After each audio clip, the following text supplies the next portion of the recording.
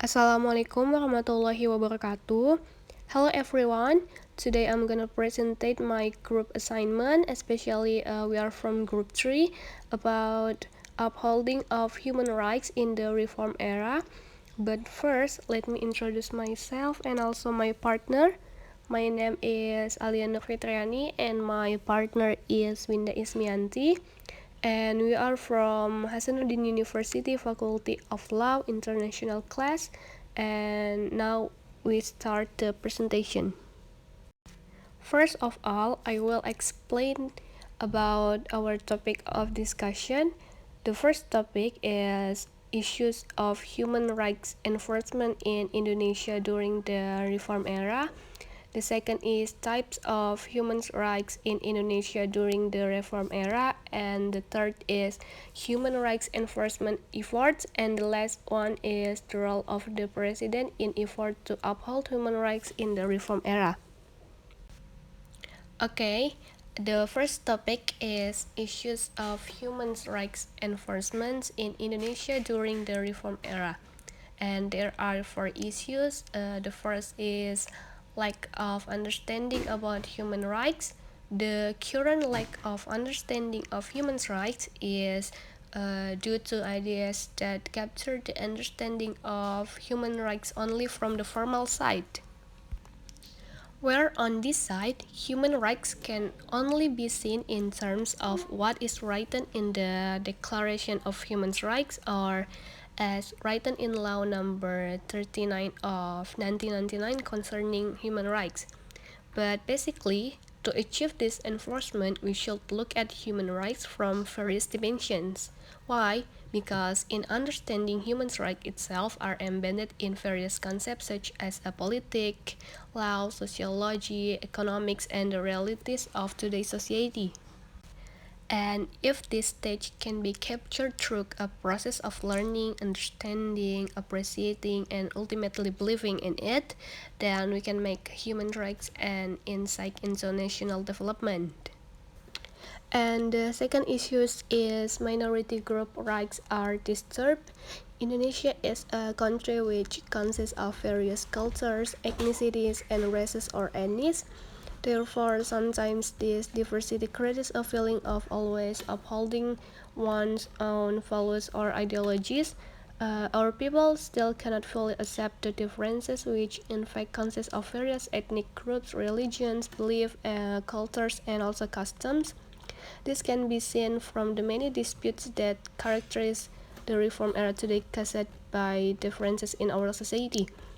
For example, in Islam such as the Ahmadiyya sect, if we look at the aspect of human rights, this includes human rights violation because it has disturbed the existence of a group and even wants to destroy it. The third issue is less of experience. This lack of understanding of human rights causes our government to collaborate with other countries to seek ideas, provide protection for human rights protection, shared perception and understanding of human rights. But we must not be involved in the collaborative process because we know that every corporation is certain always coupled with looking for a profit so that it can make our goals deviate from the original goals that have been planned. This is what we must be aware of when cooperating with other countries.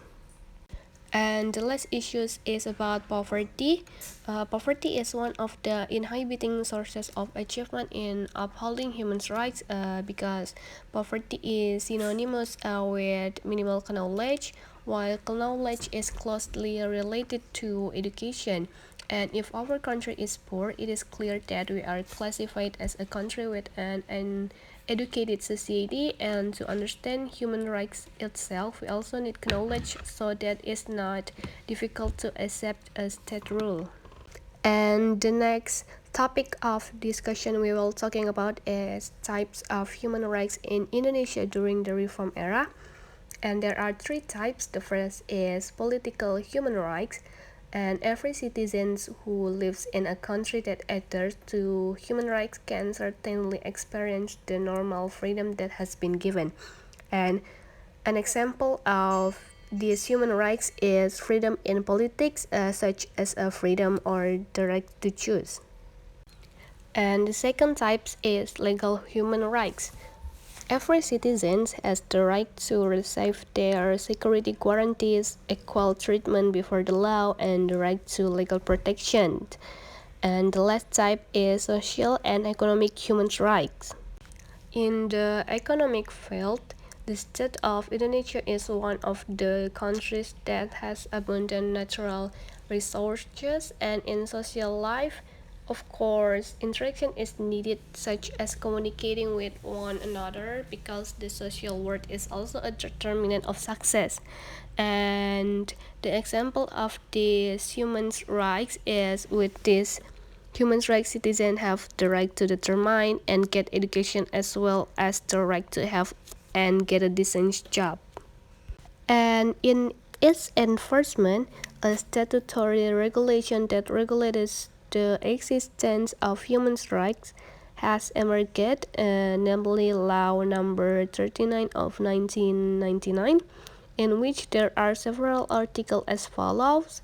The first is right to life. You can also see in Article 4, Law Number 39 of 1999, and right to have a family in Article 10, Law Number 39 of 1999.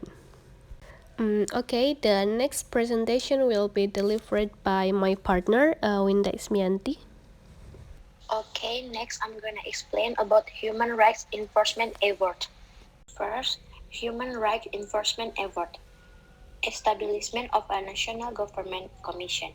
The government formed several national commissions to assist the government in upholding human rights, such as a National Commission for Women and the National Commission for the Protection of Indonesian Children. The second, government enforcement through law.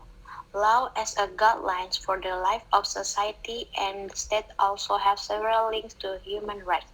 The laws that are owned by Indonesia in upholding human rights for its citizens include Law, Law Number 35 of 2014, Child Protection, and Article 27 until 34 of the 1945 Constitution regulates and guarantees the right of Indonesian citizens in various aspects. Third, establishment of a human rights court.